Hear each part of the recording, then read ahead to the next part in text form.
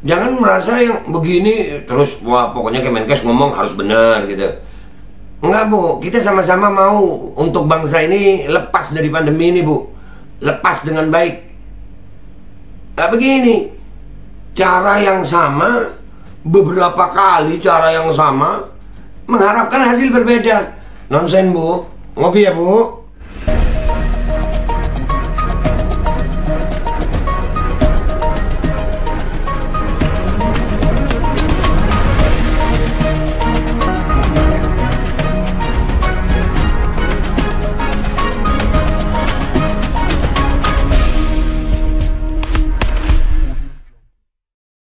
Assalamualaikum warahmatullahi wabarakatuh. Welcome back, selamat datang lagi di channel Babe Aldo. Bersama gue Babe Aldo yang tetap santuy, tetap akal sehat. Dan jangan lupa ngopi. Bismillahirrahmanirrahim. Alhamdulillahirrabbilalamin. Wassalatu wassalamu ala sayyidil mursalin Sayyidina Muhammadin wa ala alihi washabihi ajma'in. Rabbi shrah li sadri wa yassir li amri wa hlul 'uqdatam min lisani yafqahu qawli bijai nabi wa alihi. Salam revolusi akhlak, semangat revolusi akhlak. Semoga akhlak kita jadi lebih baik hari ini dibanding yang kemarin. Panjang umur, perjuangan, merdeka, Allahu Akbar. Oke guys, sebelum masuk ke konten, jangan lupa Kustul Hindi, ramuan herbal luar biasa yang bisa meningkatkan imunitas tubuh kita melawan segala macam infeksi, khususnya infeksi yang katanya dari luar ada virus-virusnya itu. Ya ini Kustul Hindi. Insya Allah pemesanannya bisa di deskripsi video ini. Dan masuk ke konten, masih lanjutan yang kemarin Ibu Siti Nadia Tarmizi ya. Yang kita lihat kemarin itu kan pembahasannya Bu Siti Nadia ini jubir Kemenkes loh. Ya tapi ya begitu ya. Ini pakai PowerPoint ya. Nggak ada data, nggak ada apa, cuman begini. Tapi nggak apa-apa ya, kita bahas satu-satu. Kemarin itu sampai 11.57 dari total 51 menit. Baik, kita lihat ya. Bismillahirrahmanirrahim. Memonitoring terjadinya efek samping. Nah, kita tahu ya apa yang terjadi dengan pandemi COVID-19, bahwa jumlah orang yang terpapar COVID sampai saat ini adalah 1,4 juta. Dan kita tahu dampak ekonominya seperti apa akibat kerugian COVID-19 ini, bahkan terjadinya penambahan pengangguran ya, dan pertumbuhan ekonomi tidak sebaik dengan apa yang kita rencanakan sebelumnya. Banyaknya juga kemudian pekerja-pekerja yang dirumahkan, kemudian aktivitas ekonomi tidak bisa berjalan, pariwisata seperti Bali yang betul-betul mengandalkan kegiatan pariwisata untuk kemudian masyarakatnya bisa mendapatkan penghasilan, ini juga sangat-sangat terdampak.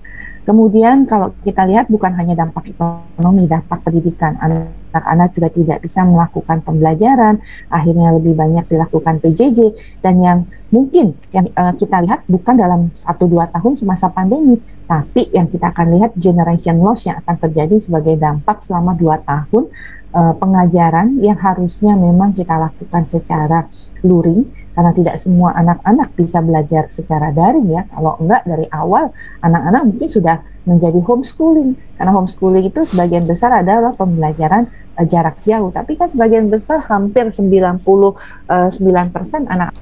Ini apa cuman gue yang ngerasa ini beliau ngomongin apa sih? Iya kagak nyambung gitu, jumlah terpaparnya segitu, terus kerugian ini. Oke, kita lanjutin. Apa nyambungnya kemana ini Bu? Anak kita belajar melalui luring ya, artinya bagaimana meningkatkan kompetensi, mengajarkan anak-anak itu terjadi pada saat pertemuan. Tapi dengan adanya COVID-19, otomatis pendidikan terjadi dampak yang luar biasa, dan ini sudah dilihat bahwa generation loss yang terjadi juga sebagai akibat dampak ekonomi. Itulah mengapa kemudian pemerintah memberikan opsi kepada orang tua untuk melakukan pembelajaran tatap muka. Ya, kita tentunya di masa pandemi ini belum ada obat COVID yang betul-betul ya. Artinya kalau kita tahu ini penyebab. Kata siapa Bu? Ibu data dari mana? Dari yang jumlah terpapar, orang yang terinfeksi, katanya terinfeksi, Yang sembuh lebih banyak daripada yang mati, Bu. Yang mati pun, ya, yang meninggal mudah-mudahan tidak mengurangi rasa hormat kami. Mudah-mudahan mereka ditempatkan yang di tempat yang baik. Ya, yang mati pun itu belum tentu penyebabnya adalah COVID itu tadi. Bisa jadi komorbid, dan itu sudah ada datanya. Ini kalau gua mau tampilin data, tapi gua biar aja lah dibilang hoak nih. Ya, gua bilangin hoak aja dah. Jadi orang yang bilang gua hoax terus ngelaporin gue. Jadi enak kita buka-bukaan data. Habisnya Bu Siti pihak Kemenkes diajak diskusi nggak mau ya. Yang terpapar dan sembuh lebih banyak, Bu. Fatality rate-nya itu ya di bawah 1% apa 2,5% gitu, kalau gua nggak salah. Iya, jadi apa, Bu, nggak ada obat gimana nih? Bahkan saya pribadi, Bu, buktinya masih ada. Itu kalau sesuai dengan alat PCR, ya, diagnosa alat PCR, saya sehari kena COVID 2 kali langsung sembuh. Jam 8 saya tes PCR, jam 9, jam 10, jam 11, jam 12. Tempatnya itu selisih sejam aja itu, daerah sekitar. Itu pertama negatif, positif. Yang kedua positif, kena ada gua COVID. Yang ketiga negatif, sembuh deh gue. Yang keempat positif lagi, positif kena lah gue. Yang kelima negatif. Jadi kata siapa, Bu, ikhtiarnya cuma dengan obat banyak, dan banyak juga yang sembuh kok. Lebih banyak yang sembuh, Bu. Ini adalah virus COVID, kemudian kita dapatkan obatnya. Ini sampai saat ini belum kita temukan. Berbeda mungkin kalau kita bicara mengenai virus HIV yang kemarin. Bu, minta maaf, ini cuma tentang imunitas tubuh, Bu. Kenapa jadi alay banget sih ya? Imunitas, dan tubuh kita punya natural immunity, Bu. Kan Ibu udah jelasin itu. Mestinya dites dulu titer antibodinya. Aduh, begini ya jubir Kemenkes. Ini nanti gue dibilang hoak lagi nih. Sok pinter lagi. Nggak perlu jadi orang pinter untuk jadi orang bener. Nggak perlu sekolah untuk tahu yang bener. Karena sekarang ini zaman keterbukaan informasi. Kita mau belajar kapan saja, di mana saja bisa. Kemarin juga sempat menjadi masalah pandemi ya di 40 tahun, 50 tahun yang lalu. Tapi dengan adanya obat ARV, kemudian kita tahu kalau kemudian kita sakit HIV atau positif HIV, tinggal kita minum obat HIV, maka virusnya sudah bisa terkendali. Ya. Jadi apa yang kita lakukan tentunya melalui dua hal yang paling besar. Selain tadi 5M atau 3M atau 3T yang tetap kita lakukan, kemudian pemeriksaan laboratorium untuk memastikan orang tidak melakukan aktivitas di tempat-tempat publik tapi merupakan orang yang beresiko untuk menularkan orang lain, dan satu lagi penggunaan aplikasi Peduli Lindungi sebagai dukungan teknologi informasi untuk memastikan orang, terutama orang tanpa gejala. Ini orang tanpa gejala, tapi bentar dulu ya. Itu nanti kita bahas.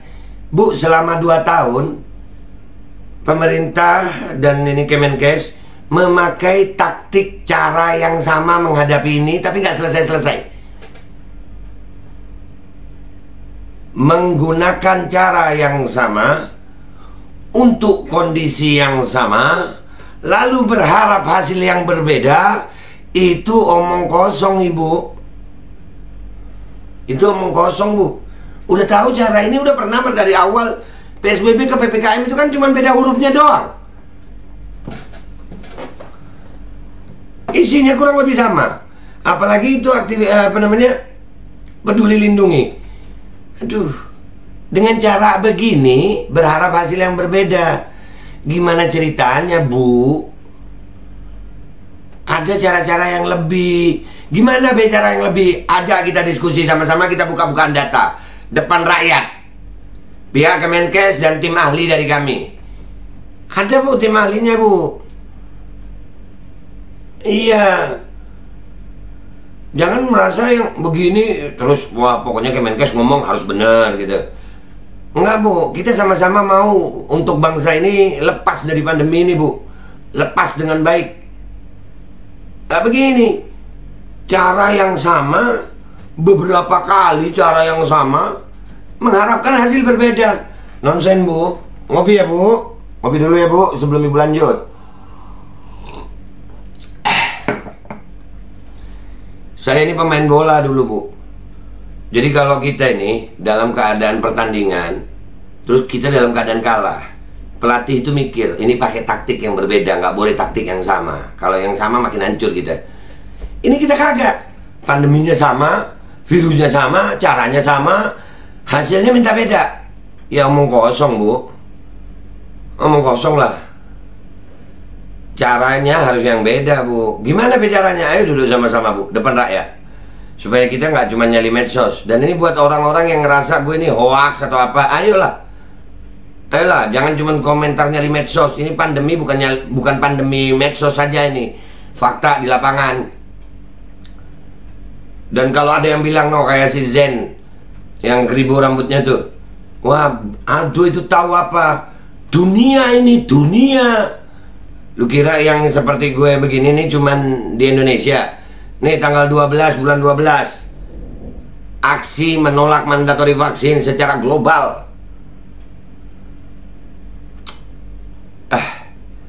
Elah Zen, panggil dah, siapa dah Bu Kemenkes, mudah-mudahan Bu Kemenkes mau nih. Kita sama-sama Bu punya niat baik untuk menghentikan pandemi ini. Coba bayangkan orang tanpa gejala dan orang yang kontak erat itu dia beraktivitas di dalam tempat-tempat publik dan pasti akan menyebabkan penularan kepada orang lain. Dari mana Bu orang sakit itu pakai tanpa gejala? Kalau tak ada gejala ya tidak sakit Bu. Gimana ya? Orang tanpa gejala ini baru aja nih. Orang tanpa gejala nih, serius. Kita ditakut-takuti orang tanpa gejala bisa menularkan. Itulah akhirnya. Nih ya contoh Bu ya, contoh aja buat Ibu yang terhormat Kemenkes. Tapi masker nih, ini masker. Ini kan wajib nih pakai begini. Berarti ini alat mestinya itu digunakan kalau secondnya, bekasnya itu berarti limbah berbahaya ya Bu. Kemenkes berarti bersalah itu karena berserakan di jalan-jalan itu limbah masker itu. Jadi ya Allah, ini gimana ya? Lanjut dikit lagi ya. Ini baru 3 menit udah. Nanti kita terusin lagi Bu Siti Nadia Tarmizi nih. Gak apa-apa, panjangin dikit ya. Dan kalau satu orang menularkan atau berkontak erat dengan 10 orang, 10 orang berkontak erat lagi dengan 10 orang. Bayangkan kalau 10 kali 10 sudah 100. 100 ditambah lagi 10, 1000. Jadi dalam hitungan hari akan begitu banyak orang yang terpapar. Walaupun Bu, Ibu ini Kemenkes, jangan pakai asumsi, pakai data dong. Kalau mau begitu, kalau kita yang ngomong dengan asumsi begini ya udah ditangkap Bu. Udah ditangkap, nggak boleh berasumsi. Datanya mana Bu? Jangan pakai bayangkan. Karena kalau cuma pakai bayangkan Bu, minta maaf dengan segala hormat Ibu Siti Nadia Tarmizi, Jubir Kemenkes, dengan segala hormat, Ibu ngebayanginnya aja yang jelek. Padahal cuma bayangan. Coba bayangin yang baik. Nih, saya kasih contoh Bu, bayangan yang baik. Wah, orang tanpa gejala berarti sudah terinfeksi, sehingga dia bangkit natural immunity-nya, dia tidak menularkan. Jadi bayangannya bayangan baik gitu. Ini Ibu membayangkan yang sakit. Kita kayak ditakut-takutin aja Bu. Kita ini Bu, tubuh kita punya natural immunity Bu. Masa Ibu nggak tahu sih? pun mungkin tidak semuanya menjadi sakit. Tapi kita tidak ingin karena keterpaparan inilah yang kemudian berisiko pada orang-orang yang tidak memiliki imunitas. Tapi kalau kemudian orang yang satu kita bisa cegah yang orang positif, tapi kalaupun orang terpapar itu sudah mendapatkan vaksinasi, maka tadi akan terjadi terlindungi. Nah Bu, kalau ada orang-orang yang Ibu kesian nih, Ibu bilang bisa saja kepada orang yang tidak memiliki imunitas, ya itu yang dicari Bu. Tes imunitas tubuh manusia nih jangan disamaratakan.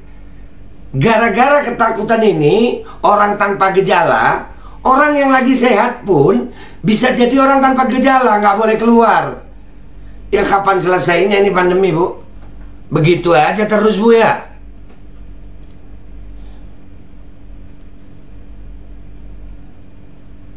COVID-19, nih tulisannya nih, telah menyebabkan disrupsi kondisi ketenaga kerjaan karena tidak hanya menyebabkan pengangguran, tapi juga ada pekerjaan yang hilang. Jumlah pengangguran tahun 2020 mencapai 29,12 juta orang. Saya jawab ya Bu ya, 70,3% pejabat naik hartanya waktu pandemi. Berapa triliun itu kenaikannya? Dan pemerintah jujur dong, itu kontrak vaksin beli berapa? Harganya berapa? Pernah nggak dibuka itu? Berapa harga vaksin? Berapa dana anggaran PPKM tiap hari? Itu kasihkan ke masyarakat, jauh lebih manfaat, jauh lebih murah. Kita nih kayaknya vaksin gratis ya. Pemerintah ke rakyat vaksin gratis, pemerintah ke yang produsen bayar. Pakai apa? Utang. Pemerintah bayar utangnya lewat apa? Pajak. Dan kita sebagai rakyat yang bayar pajak itu. Dari mana Be? Lu beli rokok pajak, lu beli beras pajak, lu beli snack pajak, lu beli apa-apa aja pajak. Perusahaan itu, perusahaan yang tinggi besar-besar itu nggak nanggung pajak. Kenapa? Harga pajak dimasukkan ke harga jual. Terus ibu bilang pengangguran begini. Lah uang itu tadi kasihkan ke pengangguran Bu. Aduh, ya Allah. Ini udah 14 menit gue nih. Panjangin dikit ya, nggak apa-apa ya. Nanti Bu Siti masih panjang nih. Gue bahas semua Bu. Pembahasan ibu di webinar ini saya bahas semua. Saya berharap ibu dan pihak Kemenkes memanggil gitu, Bapak Aldo ini, apakah dia ini berbicara sesuai fakta dan data? Buktikan. Panggil Bu. Apakah saya penyebar hoax? Apakah saya bohong? Panggil. Duduk sama-sama. Kalau memang saya salah dengan data saya, hukum saya. Tapi kalau saya benar, dirubah caranya pihak Kemenkes. Jangan begini dong, kesian rakyat. Ibu nggak kesian sama rakyat, pengangguran segitu banyak. Belum lagi orang-orang yang takut Bu dengan mandatori ini.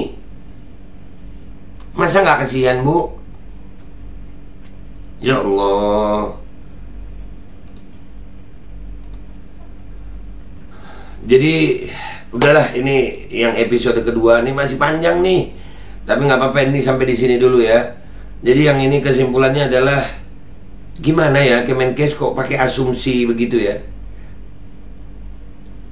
Bayangkan, ini gimana ini? Ilmu kesehatan, data dan fakta dengan kata-kata bayangkan. OTG, ngebayangin aja jelek Bu. Dan kalau bicara soal angka pengangguran meningkat, ya coba pemerintah buka berapa harga kontrak itu vaksin. Beli berapa pemerintah emang? Wah, sampai pengawalannya aja begitu. Untuk ngawalnya itu aja ongkosnya khusus ya Bu ya.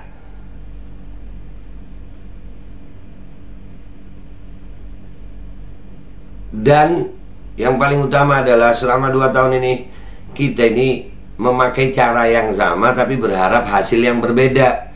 Itu nonsen Bu, ngomong kosong. Beda taktik dong. Ngadepin keadaan yang sama untuk mengharapkan hasil yang berbeda, ya pakai beda taktik Bu. Bukan dengan taktik yang sama. Yang sama begini terus, 3M, 3T kah, HP itu. Caranya itu mulu. Terus minta hasil beda. Dan perlu diingat Bu, bangsa Indonesia, manusia itu punya natural immunity. Kalau memang natural immunity orang itu beda-beda, ya perbedakanlah, jangan disamaratakan gitu loh. Ini semua disamaratakan dengan asumsi. Masa ilmu kedokteran dengan asumsi Bu? Pandemi seperti ini kok dipakai bayangkan. Dan gitu aja gue ya. Dan buat semua pihak yang merasa gue nih, kalau memang gue nih merasakan, katanya laporkan. Kalau gue nggak punya bukti, data, dan fakta tentang apa yang gue omongin, silakan. Gue berharap adanya diskusi dari pihak Kemenkes dengan pihak masyarakat. Kami siap kok, Bu. Kami seperti ini untuk rakyat Indonesia kok. Untuk rakyat Indonesia, bukan untuk diri kami pribadi. Kalau untuk diri kami pribadi, kami jadi sales saja, Bu. Enak, duitnya banyak ya, Bu ya. Ya udah, gitu aja dari gue. Gue minta maaf kalau ada salah. Sampai ketemu di konten-konten berikutnya. Ketemu di tanggal 12 bulan 12 di Bundaran HI. Ya, itu aja ya. Wabillahi taufiq wal hidayah. Wassalamualaikum warahmatullahi wabarakatuh. Jangan lupa subscribe, share, like,